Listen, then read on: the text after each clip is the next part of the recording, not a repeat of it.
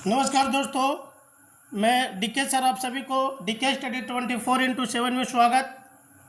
आज हम लोग सेट नंबर 4 देखेंगे जो आरआरबी एएलपी CB2N में पूछा गया है।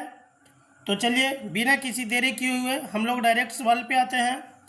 और आपको एक ये काम करना ज़रूर चाहिए कि जब भी आप ऐसे सवाल को देख रहे हैं कर रहे हैं तो पेन एंड पेपर लेकर के ही देखें, ताकि कुछ हो सकता है कि आपको नोट करना पड़ जाए, तो आप उसको नोट करेंगे ताकि जब आप रिवीजन करेंगे तो आपको बहुत ही बेनिफिट होगा।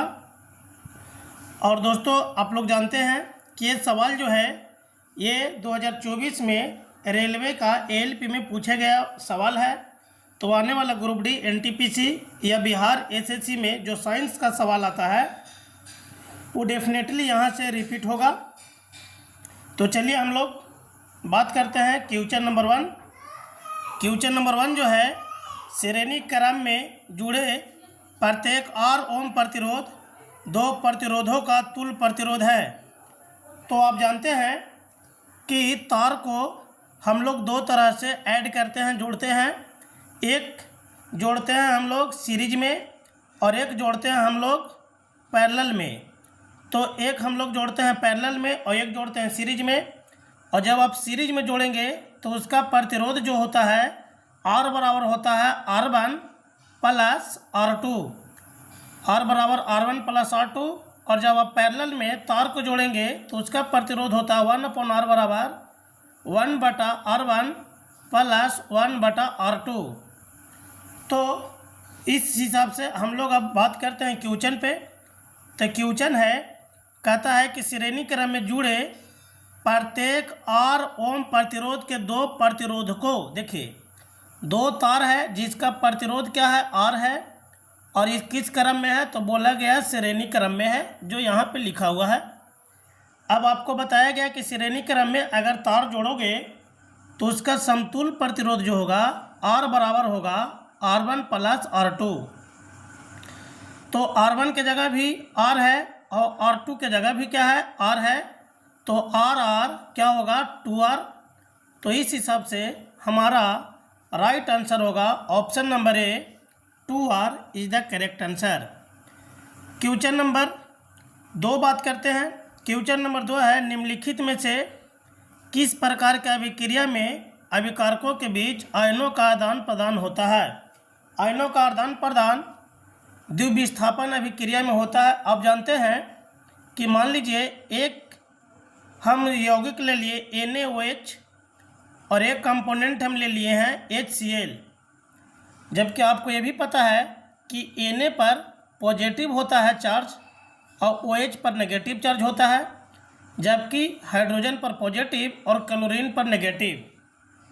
तो पॉजिटिव नेगेटिव के साथ अभिक्रिया करेगा और नेगेटिव पॉजिटिव के साथ अभिक्रिया करेगा। जब यह अभिक्रिया करेगा तो यह बन जाएगा NaCl, ये है पॉजिटिव और ये है नेगेटिव। तो NaCl और OH नेगेटिव है और हाइड्रोजन पॉजिटिव है, तो जब ये अभिक्रिया करेगा तो H2O होगा। तो देखिए यहाँ पे आयनों का आदान प्रदान हुआ, चार्जेज का ट्रांसफ़र हुआ, और इस अभिक्रिया को कहा जाता है द्विविस्थापन अभिक्रिया। तो सही जवाब ऑप्शन नंबर डी होगा। क्वेश्चन नंबर 3, कौन सी परिघटना पृथ्वी के वायुमंडल में प्रकाश की किरण के मुड़ने का कारण बताती है। तो प्रकाश की किरण के मुड़ने के कारण पृथ्वी के वायुमंडल में जो प्रकाश मुड़ता है उसका कारण है वायुमंडलीय अपवर्तन। आपको क्लास में अपवर्तन पढ़ाया गया, रिफ्रैक्शन। अपवर्तन क्या होता है, जब प्रकाश एक माध्यम से दूसरे माध्यम में प्रवेश करता है तो निश्चित तौर पर उसका चाल या उसका वेग बदल जाता है। अगर प्रकाश सघन से विरल में जाएगा तो चाल बढ़ जाएगा, अगर प्रकाश विरल से सघन में जाएगा तो चाल घट जाएगा। और आपको प्रकाश के अपवर्तन में कुछ एग्जाम्पल आपको बताया गया था। पहले एग्जाम्पल बताया गया था कि तारों का टिमटिमाना प्रकाश के अपवर्तन का उदाहरण है। क्या था, तारों का टिमटिमाना प्रकाश के परिवर्तन का अपवर्तन का उदाहरण है। तारों का टिमटिमाना अपवर्तन परिवर्तन नहीं। फिर है बाल्टी, बीकर इत्यादि का पानी से भरे हुए कम गहरा दिखना। तीसरा आपका है क्वेश्चन, तीसरा आपका एग्जाम्पल आता है कि सूरज उगने से पहले या सूरज डूबने के बाद तक दिखाई देना। चौथा आपको एग्जाम्पल बताया गया था कि भरी हुई बाल्टी में नींबू का थोड़ा सा बड़ा दिखना, भरी हुई बाल्टी में सिक्का का ऊपर उठा हुआ दिखना, पेंसिल का तिरछा दिखना। ये सारे के सारे एग्जाम्पल वायुमंडलीय अपवर्तन का था। तो यहाँ पर आपका आंसर हो जाएगा वायुमंडलीय अपवर्तन। क्वेश्चन नंबर 4, अस्थिर अनुपात के नियम के अनुसार 18 ग्राम पानी के अपघटन के बाद प्राप्त ऑक्सीजन और हाइड्रोजन का सही अनुपात क्या होगा? ऑक्सीजन और हाइड्रोजन का सही अनुपात जो होगा 16:2 होगा। तो right answer option number C. निम्नलिखित में से किस यौगिक को तैयार करने के लिए कलोर क्षार प्रक्रिया का उपयोग किया जाता है? तो NaOH + Cl2 इसका सही जवाब होगा। 5 सेंटीमीटर ऊंचाई वाली किसी वस्तु के लिए अवतल दर्पण द्वारा उत्पन्न आवर्धन 0.2 है। यहाँ प्रतिबिंब का ऊंचाई बताइए। तो देखिए, हाइट ऑफ ऑब्जेक्ट दे दिया है 5 सेंटीमीटर और आपको मैग्नीफिकेशन यानी आवर्धन दे दिया है उत्तल दर्पण का 0.2। दोस्तों, आवर्धन में कोई भी यूनिट नहीं रहता क्योंकि आवर्धन यूनिट लेस क्वांटिटी है, ये मात्रकहीन राशि है। तो हम लोग बात करेंगे कि निकालना है हाइट ऑफ इमेज। तो आप पढ़े होंगे कि मैग्नीफिकेशन बराबर हाइट ऑफ इमेज बटा हाइट ऑफ ऑब्जेक्ट होता है। मैग्नीफिकेशन 0.2, हाइट ऑफ इमेज निकालना है, हाइट ऑफ ऑब्जेक्ट दे दिया है 5। जब मल्टीप्लाई करोगे तो हाइट ऑफ इमेज जो होगा 1 हो जाएगा। इस हिसाब से आपका सही जवाब ऑप्शन नंबर बी होगा। क्वेश्चन 7 जो है, किसी पिंड पर लगने वाला 5 न्यूटन के नियत बल द्वारा किया गया कार्य 5 जूल है। यानी बल दिया है 5 न्यूटन और कार्य जो दिया है 5 जूल। तो कहता है लगाए गए बल की दिशा में पिंड का विस्थापन बताइए। यानी आपको एस बताना है। आप पढ़े होंगे कि W बराबर FS cos थीटा होता है, जबकि अगर सीधी रेखा में वर्क किया गया है तो cos थीटा नहीं लिखते। ये तमाम चीज़ें क्लास में करवाई जाती है। तो आपको दिया हुआ है फोर्स कितना दिया हुआ है 5 और कार्य कितना दिया हुआ है 5 और निकालना है विस्थापन यानी एस। 5 से 5 कटेगा, एस बराबर हो जाएगा 1 मीटर। तो आपका सही जवाब ऑप्शन नंबर सी। क्वेश्चन 8 है कि निम्नलिखित में से कौन सी धातु एक द्रव है? तो बोरोमीन एक ऐसा धातु है जो कैमरा के टेम्परेचर, रूम टेम्परेचर पे ये लिक्विड फॉर्म में पाया जाता है। और जबकि बोरोमीन का परमाणु संख्या एटॉमिक नंबर कितना होता है? तो 35 होता है। तो इस हिसाब से आपका राइट आंसर जो हो जाएगा ऑप्शन नंबर ए बोरोमीन। निम्नलिखित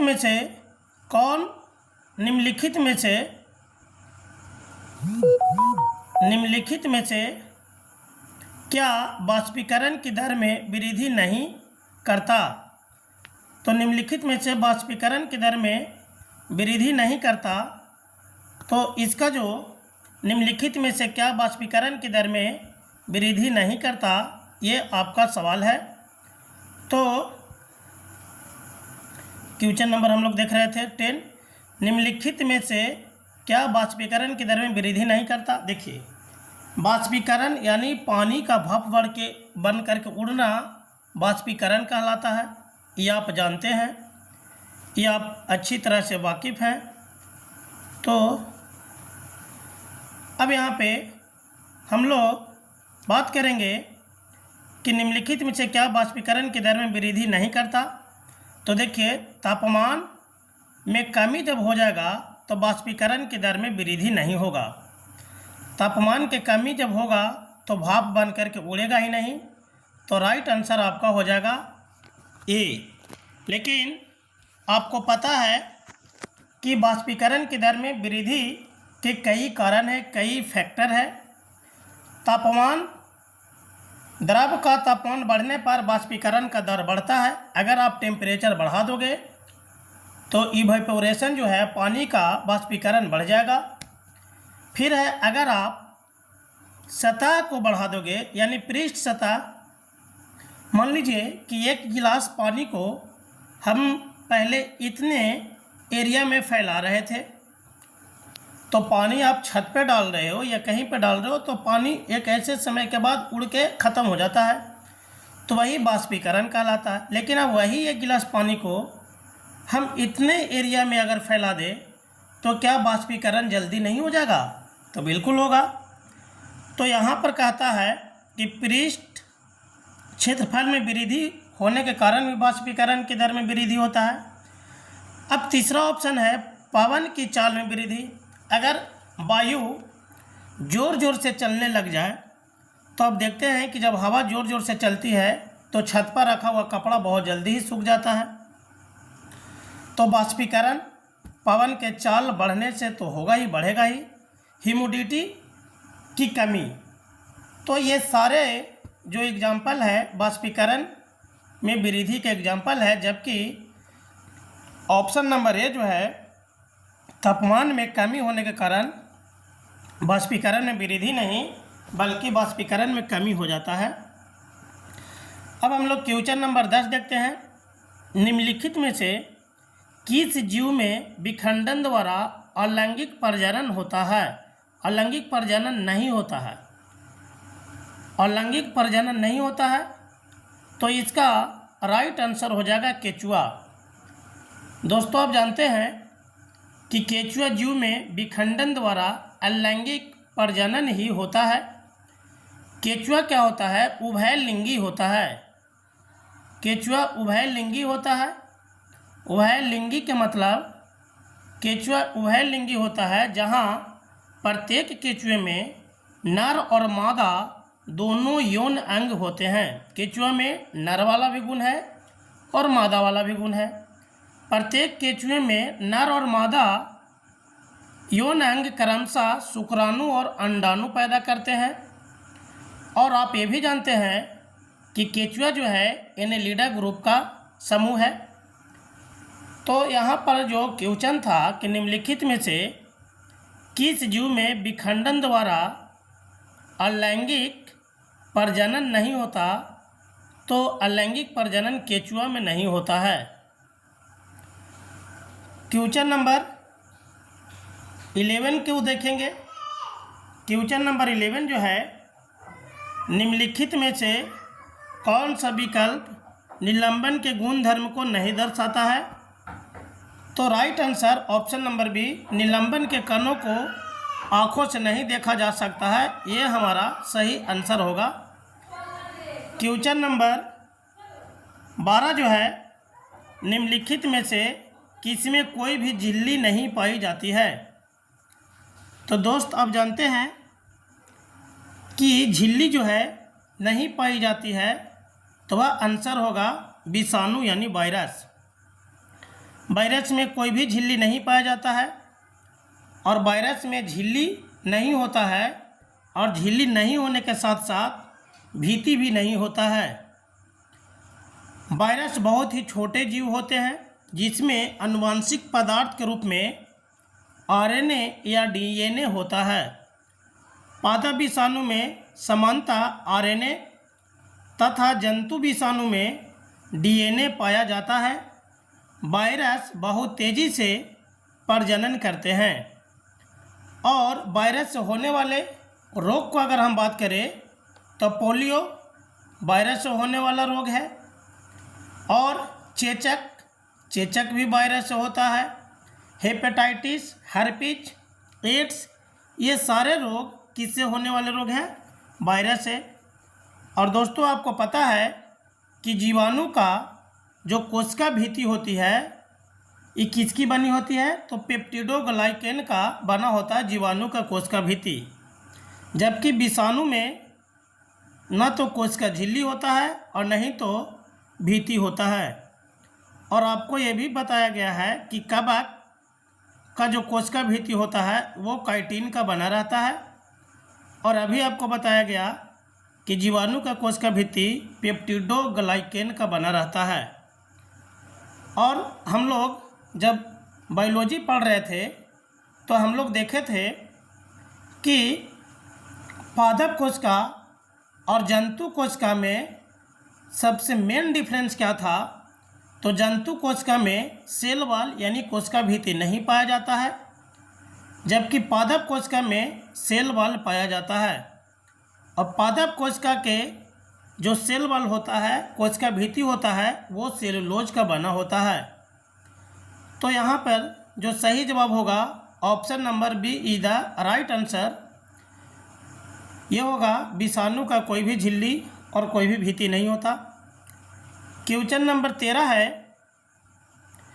कि तंत्रिकाओं का कौन सा भाग सूचना प्राप्त करने के लिए उत्तरदायी होता है? सूचना प्राप्त करने के लिए कौन सा भाग उत्तरदायी होता है? तो इसका right answer option number C, द्रुतमाकृतिक अग्रभाग। द्रुतमाकृतिक अग्रभाग जो है सूचनाओं का आदान प्रदान करता है, ट्रांसफ़र करता है। तो मस्तिष्क का इसी भाग में सूचनाओं का आदान प्रदान होता है। कार्बन का संयोजकता कितना होता है? तो कार्बन का संयोजकता 4 होता है, जबकि आप जानते हैं कि कार्बन का परमाणु संख्या 6 होता है। पहला सेल में 2 इलेक्ट्रॉन और दूसरा सेल में 4 इलेक्ट्रॉन रहता है, और यही इसका संयोजकता कहलाता है। तो परमाणु का संयोजकता 4 होता है। तंत्रिका तंत्र के अतिरिक्त निम्न में से कौन सा तंत्र हमारे शरीर के नियंत्रण एवं समन्वय में सहायता करता है? तो अंतःस्रावी तंत्र। तंत्रिका तंत्र तो हमको कंट्रोल करता ही है, समन्वय बनाता ही है। इसके साथ साथ अंतःस्रावी तंत्र भी हमारे शरीर में नियंत्रण और समन्वय बनाने में सहायता करता है। तो right answer option number D. Option number D. अब हम लोग क्वेश्चन 16 देखते हैं। जब एक खाली बोतल को वायुरुद्ध तरीके से बंद किया जाता है और पानी के अंदर धकेला जाता है तो छोड़े जाने पर वह वापस उछल जाता है, ऐसा क्यों? देखिए, जब आप बोतल को पानी में डालते हो बंद करके, खाली बोतल को बंद करके पूरा बढ़िया से ढक्कन लगा दे तो आप पानी में अंदर डाल देते हो तो फिर भी बोतल ऊपर उछल जाता है। इसका कारण क्या है? तो इसका कारण बहुत ही साफ है। इसका कारण यह है कि बोतल पर पानी का उत्प्लावन बल बोतल पर लगने वाले गुरुत्वाकर्षण बल से अधिक होता है। पानी में एक फोर्स लगता है, पानी ऊपर की ओर फोर्स लगाता है जिसको बोलते हैं उत्प्लावन बल, और बोतल पर एक ग्रेविटी भी काम करता है। तो ग्रेविटी से ज़्यादा मजबूत हो जाता है उत्प्लावन बल, जिसके कारण बोतल ऊपर की ओर उछल जाता है। Right answer option number D. निम्नलिखित में से कौन सी भौतिक राशि वेग परिवर्तन की दर को दर्शाता है? तो वेग परिवर्तन की दर को त्वरण कहा जाता है, और आपको पता है कि त्वरण को ए से डिनोट किया जाता है, ए फॉर एक्सेलरेशन, और त्वरण का SI मात्रक मीटर पर सेकेंड स्क्वायर होता है। और क्लास में आपको बताया गया था कि त्वरण का 3 अर्थ होता है। त्वरण का कितने अर्थ होता है? 3। या तो त्वरण चाल को बढ़ा सकता है, या तो त्वरण चाल को घटा सकता है, या तो त्वरण दिशा को बदल सकता है, और त्वरण चौथा काम नहीं करता। और दोस्तों, त्वरण से संबंधित बहुत आपको अच्छे न्यूमेरिकल करवाया गया था, और क्लास में भी कहा गया था कि जिस भी सवाल में अगर त्वरण आ जाए तो समझ लेना कि एग्जामिनर आपको 1 नंबर दे दिया फ्री में, क्योंकि त्वरण एक ऐसा चीज़ है जो बहुत ही किसी भी न्यूमेरिकल को आसान कर देता है। तो त्वरण का कितना काम? त्वरण का 3 काम। चाल को बढ़ाना, चाल को घटाना। चाल जब घटाता है तो इसी को बोलते हैं रिटार्डेशन या मंदन। मंदन एक्चुअली में फिजिक्स का कोई शब्द नहीं है, मंदन एक डिक्शनरी का शब्द है, यानी रिटार्डेशन एक डिक्शनरी का शब्द है, लेकिन बोलचाल में इसको हम लोग मंदन मंदन कहने लगे। तो जब चाल घटेगा तो उसको बोलेंगे मंदन। अब आपको ये भी ज्ञात होना चाहिए, कई बार एग्जाम में पूछा गया है जर्क। जर्क का मतलब क्या होता है? तो जर्क किसे कहते हैं? तो त्वरण में परिवर्तन को जर्क कहा जाता है। और जर्क का एक बार ऐसा ही मात्रक पूछा था, तो त्वरण का ऐसा ही मात्रक मीटर पर सेकंड होगा और जर्क का ऐसा ही मात्रक सेकंड होगा। त्वरण का मीटर पर सेकंड और टाइम का सेकंड। और जब इसको आप सोल्व करोगे तो मीटर पर सेकंड का क्यू ये होता है जर्क का ऐसा ही मात्रक। ध्यान रखेंगे, एग्जाम में आने वाला सवाल है ये। अब हम लोग देखेंगे कि वेग किसे कहते हैं। तो वेग और चाल में बेसिक डिफरेंस आपको समझ में आना चाहिए। चाल और वेग में क्या अंतर है? तो निश्चित दिशा में चली गई चाल वेग कहलाता है। चाल और वेग में बेसिक डिफरेंस ये है कि चाल में सिर्फ और सिर्फ परिमाण होता है, जैसे कि 10 किलोमीटर। इसमें डायरेक्शन की जिक्र नहीं किया जाता, वो चाल होता है। और वेग में क्या होता है कि 10 किलोमीटर के साथ साथ इसमें डायरेक्शन भी बताया जाता है, ईस्ट वेस्ट नॉर्थ साउथ। तो जब चाल के साथ साथ डायरेक्शन आ जाए डेट इज कॉल्ड वेलोसिटी, वेग। लेकिन सिर्फ और सिर्फ चाल रहे और डायरेक्शन ना रहे तो उसको बोलते हैं चाल। अब हम लोग बात करते हैं कि वेग सदिश राशि है कि वेग अदिश राशि है। तो दोस्तों आप लोग जानते हैं कि जिस राशि को व्यक्त करने के लिए दिशा की ज़रूरत पड़ती है उसे बोलते हैं सदिश राशि, और जिस राशि को व्यक्त करने के लिए दिशा की ज़रूरत नहीं होती है उसको बोलते हैं अदिश राशि। तो आपको क्या बताया गया कि वेग उसे कहेंगे जिसमें चाल तो होगा ही होगा, उसके साथ साथ डायरेक्शन भी होगा। तो ये वेग जो हो गया सदिश राशि हो गया। जबकि चाल में डायरेक्शन की जिक्र नहीं होता है तो चाल अदिश राशि हो गया। और दूरी भी एक अदिश राशि है, जबकि त्वरण सदिश राशि है। त्वरण का ऐसा मात्रक मीटर पर सेकेंड, जर्क का ऐसा मात्रक मीटर पर सेकंड का क्यू होता है। वेग का ऐसा मात्रक मीटर पर सेकेंड, चाल का ऐसा मात्रक मीटर पर सेकेंड और दूरी का मात्रक होता है मीटर। तो ये तमाम चीज़ें आप लोग कहीं ना कहीं पढ़े होंगे। फिर निम्नलिखित में से क्या पौधों में रक्षित आंतरिक ऊर्जा की तरह कार्य करता है?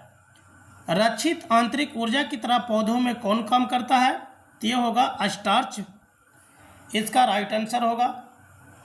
आज का अंतिम सवाल जो है, आज का अंतिम सवाल है कि निम्नलिखित में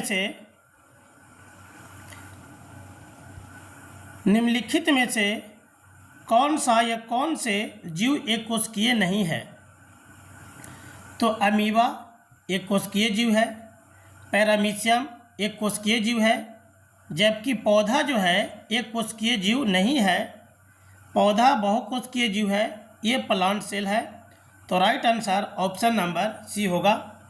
तो दोस्तों आज हमारा साइंस का सेट नंबर 4 था और उम्मीद करता हूँ कि आप लोगों को समझ में आया होगा। जिन भी भाई को समझ में नहीं आया है वो एक बार समझने का प्रयास करें, ये क्वेश्चन को पढ़ें, क्योंकि वो बेहतरीन क्वेश्चन है जो आने वाला एग्ज़ाम में आपको दिखेगा। और जब तक आप पहले वैसे क्वेश्चन से वाकिफ़ नहीं रहोगे 5-7 बार, तब तक आपको एग्ज़ाम में आ जाए और आप एक बार में सही बना दो, ये बड़ा कम चांसेज है। तो सबसे मेन जो होता है, आपको पढ़ने के साथ साथ प्रैक्टिस करना बहुत ज़रूरी है। तो हम प्रैक्टिस के हिसाब से इस तरह का सवाल ला रहे हैं। तो चलिए आज के लिए इतना ही।